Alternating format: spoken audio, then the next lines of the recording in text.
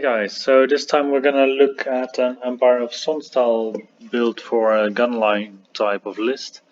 So it's something that a lot of players will occasionally lean towards within Empire of Sonnstahl, I think.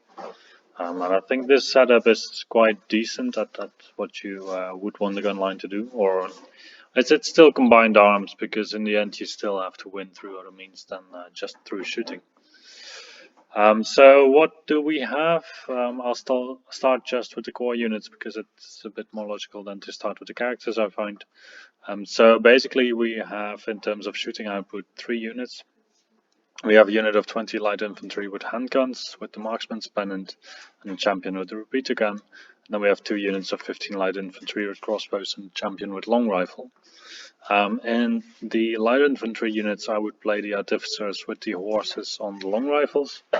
So the reason why they have an horse is because then you can still march out with them and use them as a chaff piece once needed. Because the bonus that you need from the artificer is basically the +1 to hit for accurate on the crossbows and on the long rifles.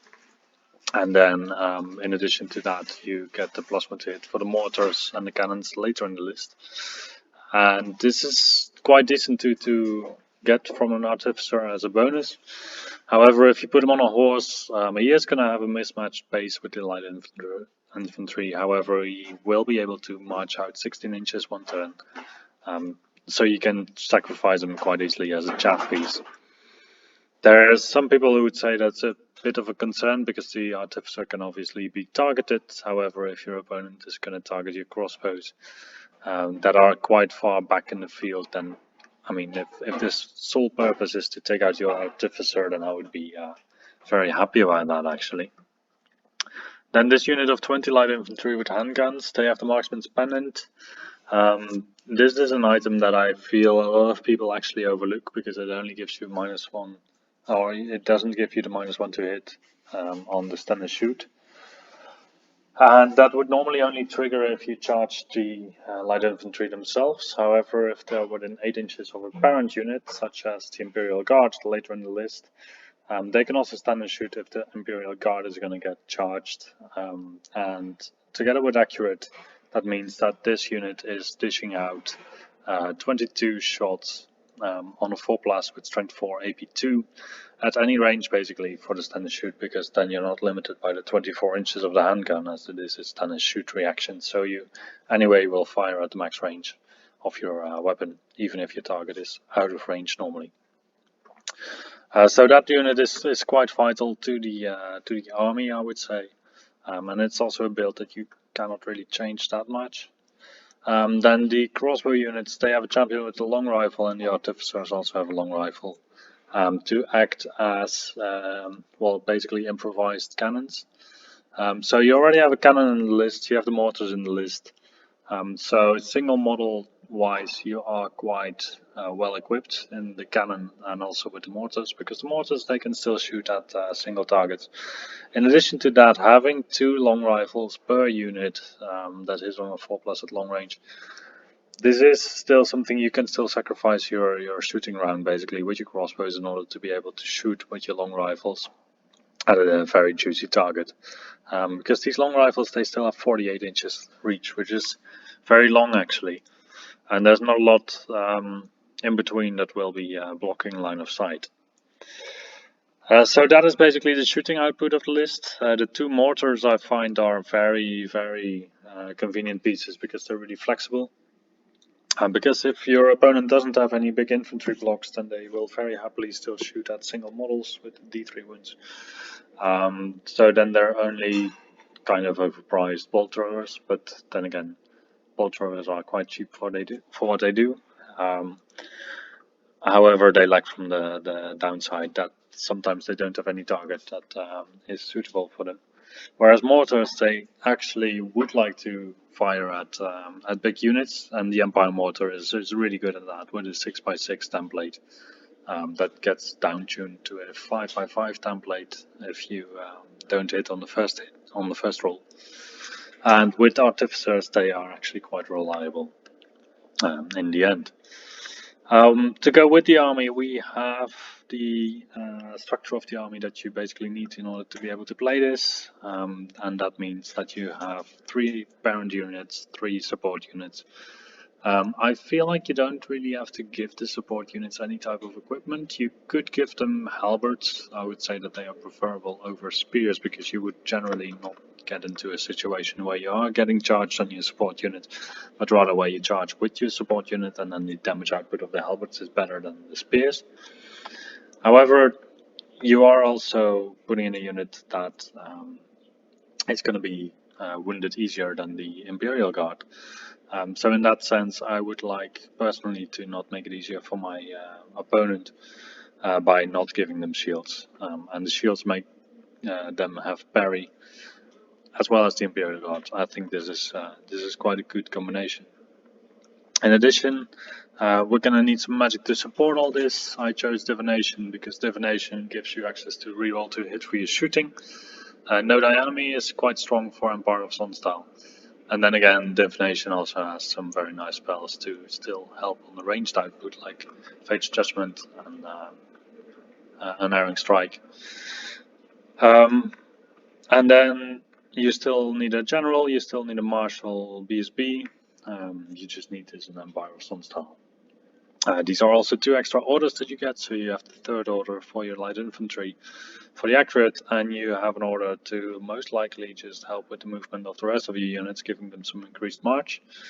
And in addition to that, what I think is quite nice in the list is the 2 blocks of Flagellants. So the Flagellants, they each have a prelate, quite a basic setup. This is basically just to protect your flanks and to protect parts of the battlefield where you don't want to risk anything, or to just help in situations where you would normally struggle dealing damage on threats, and to make the enemy not come towards you as fast as they normally would. So normally Empire of Sonnstahl has a bit of a struggle with finding pieces in the army that have a long threat range and do a lot of damage on the charge. As your army anyway dictates that the enemy comes towards you, I think the long charge range you can mitigate through that. However, doing damage on the charge, Flagellants, they do quite a lot of damage when they get involved in any combat. And they're still really reliable. The opponent in this case really has to go through your Flagellants first, and only then can go through the Light Infantry basically, because you still are able to push the enemy out of range with the important units basically. Some minor details here. So the General has just a shield, BSB has a shield. I gave the Wizard Master Light Armor Destiny's Call. I prefer to do this than to spend equipment on the Marshals, because in the Imperial Guard each have bodyguards, which means that they are stubborn if there's a character present. With Destiny's Call, you can actually make use of the Wizard as a 3rd character for the 3rd Imperial Guard unit, so that you will have 3 units that have a character with parry, with 3 wounds, with a 3 up armor save. That's not even that impressive. But then again, 3 wins is basically all you need for those very tricky matchups.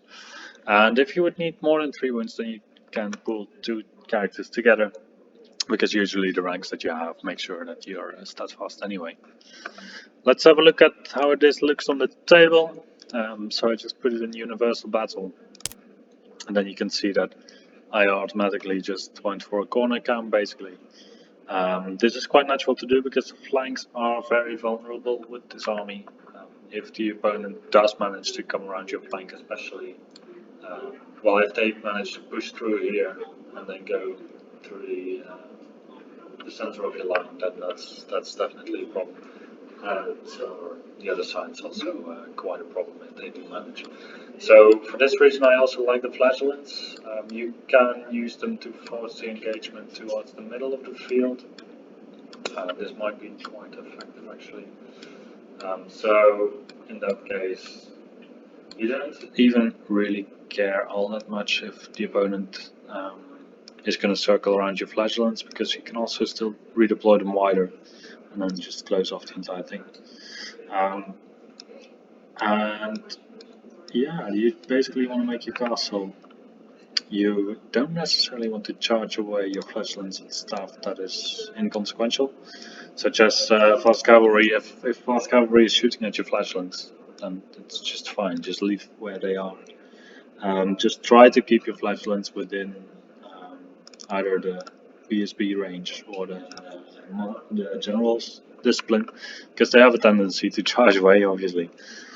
But then the rest, yeah, some small tips. Just angle your light infantry so that you can actually see. So don't just put everything just straight forward like this, because then you introduce a very clear weak spot in your lines, which is your flank, and that is exactly what the weak spot already was, so that would be really a shame. I hope this video has been a good introduction into the basics of this list. If you want to know more about this list, please let me know. Otherwise, next week we'll look at a different list.